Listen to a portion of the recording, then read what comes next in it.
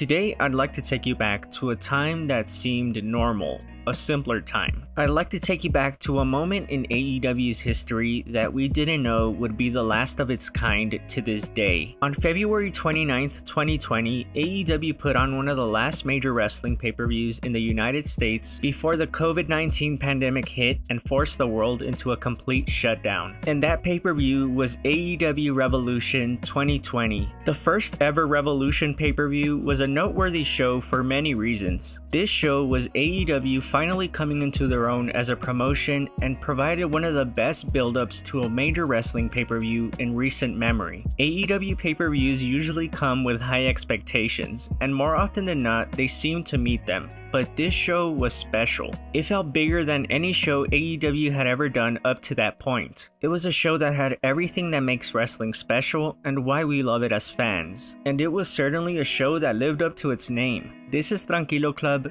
and this is why AEW Revolution 2020 is memorable.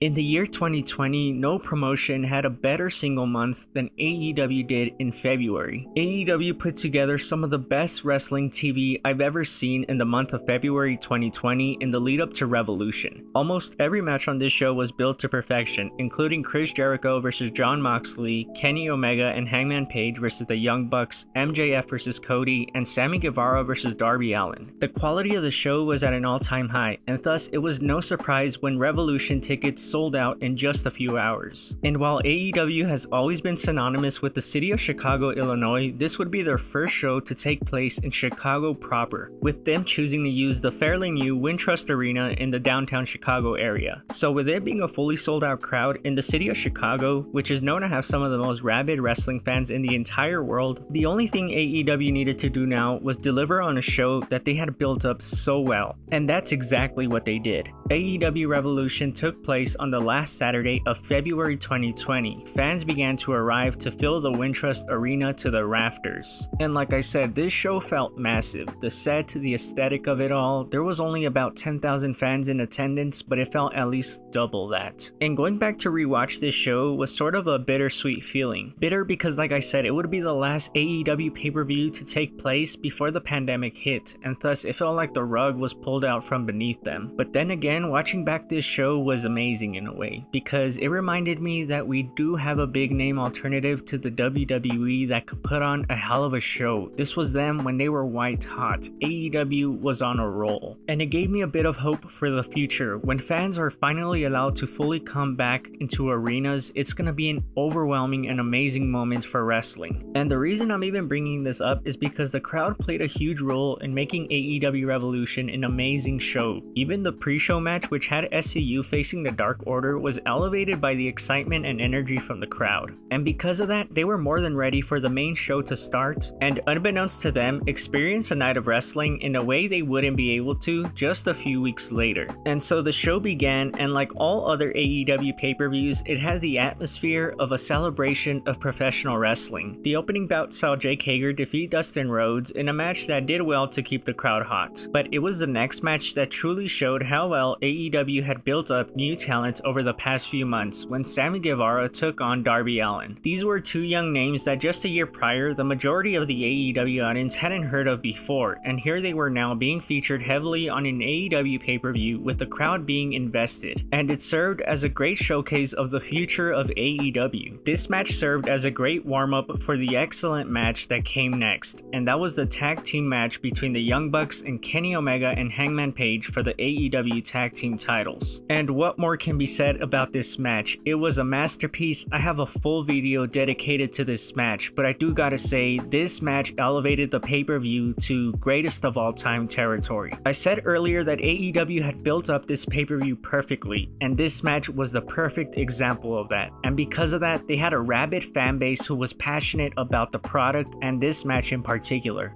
Going into Revolution, the build-up was excellent. Everybody knew that. And now what everybody else wanted was a match on the card to match that level of hype. And this was that match. Young Bucks versus Kenny Omega and Hangman was the match that the crowd wanted and needed. The storytelling and the match itself was unbelievable. And it's one of the main reasons, hell, it might be the main reason why this pay-per-view will be remembered for as long as we talk about wrestling. So after what was arguably the high point of the show, we got the low point of the show right afterwards when we saw the AEW women's title match between Nyla Rose and Chris Statlander. And look, I don't blame the women in this match. They were basically set up to fail, unfortunately, after having to follow up that masterpiece of a tag team match. On such an amazing show, this was the most forgettable match. And all it did was add fuel to the fire over AEW's handling of their women's division. But I will say that going back to rewatch this pay-per-view and seeing that this was the low point, I'm at least glad that AEW has improved in their handling of the women's division compared to last year's show. But in my opinion, it could still be better. If you want to hear more of my thoughts on that, you can check out last week's video. I'll leave a link in the description below. Next up was the match that had arguably the best build of any match on this show, and that was the match between MJF and Cody Rhodes. And now that I think about it, the build up to this match might have been both a blessing and a curse. They did so well to make Cody a sympathetic babyface that you just wanted to see him kick MJF's ass. But then again, the build up was so good that it had everybody's expectations set at an unbelievably high level. Cody Rhodes and MJF are both fantastic wrestlers, both in the ring and on the mic. But for whatever reason, it just felt like they never kicked into high gear in this match. And that's not to say it was a bad match. It was actually a good match. But when you have an all-time great build-up, people expect an all-time great match, and that's just unfortunately not what we got that night. Maybe in the future. But with that being said, MJF defeating Cody was the right result, as it set up his momentum to challenge for the AEW World title later in the year. After this, we got the semi-main event of the night, and it was one of my favorite matches of 2020. Pac versus Orange Cassidy. I've talked about this match plenty of times before, but I'll never stop saying it. This match was special. It was the night that Orange Cassidy arrived. Prior to this match, Orange Cassidy had just mostly been a supporting character on AEW Dynamite, despite being beloved by AEW fans, but this was the match where he showed the world just how good he really is. Orange Cassidy basically became a top act overnight in AEW because of this match. And all the credit in the world to Pac, who played the perfect foil for Orange Cassidy to get over. The pops for Orange Cassidy in this match are some of the most goosebump-inducing pops you'll hear in the modern era of professional wrestling. Top main event level talents from other promotions wish they got half the pop that Orange Cassidy did this night. This match will always be another reason why I love this pay-per-view. If you ever want to see the exact match, the exact moment that a wrestler becomes a star,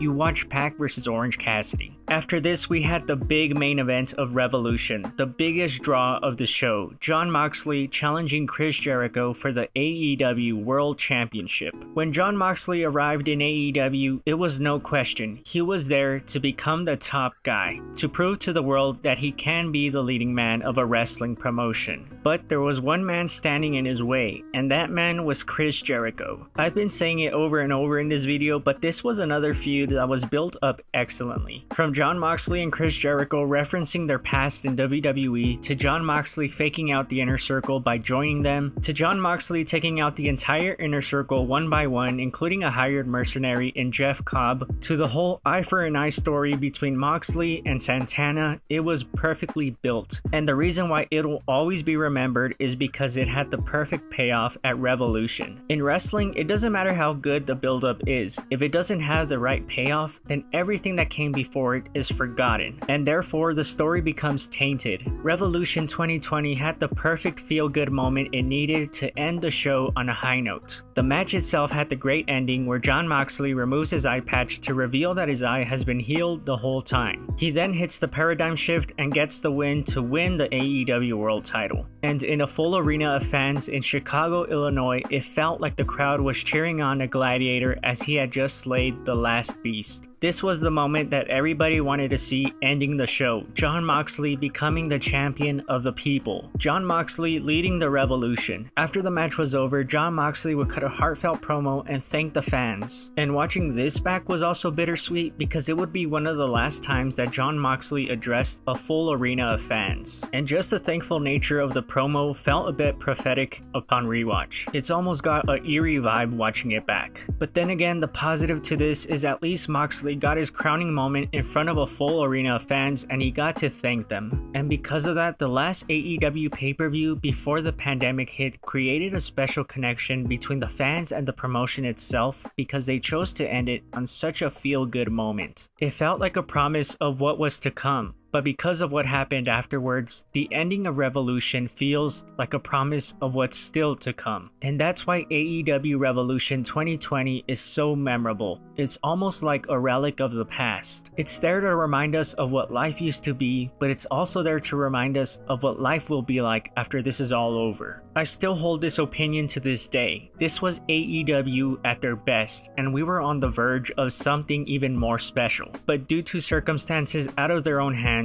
we never got to see what was coming. But I will always be thankful that we at least got Revolution 2020 because it was an amazing pay-per-view. In a way, it's quite poetic. AEW had their last major pay-per-view before the pandemic in front of the same crowd where it all started back with All In. A crowd that's passionate for the AEW product and wants to see it succeed. At Revolution, we got to see a star-making performance from Hangman Page in one of the best tag team matches of all time, a star-making performance from Orange Cassidy with some of the loudest crowd reactions you'll ever hear in today's era of wrestling, and Jon Moxley's crowning moments as the ace of AEW. Part of the reason why we still love AEW today is because of this show. And what I mean by that is that one day we know that AEW will return to these heights. It's a matter of when and not if, because since then the roster has only grown and the characters who were there last year have grown even more. Revolution 2020 is special because it shows just how good AEW can be. It's the one AEW event you can show someone to try to get them into the promotion. It was that damn good. Revolution was AEW's last major show before the pandemic hit, but at least they went out with a bang. But like I said, it's only a matter of time before fans are fully allowed to come back into arenas and have a celebration of professional wrestling like we did back when things were normal at Revolution 2020.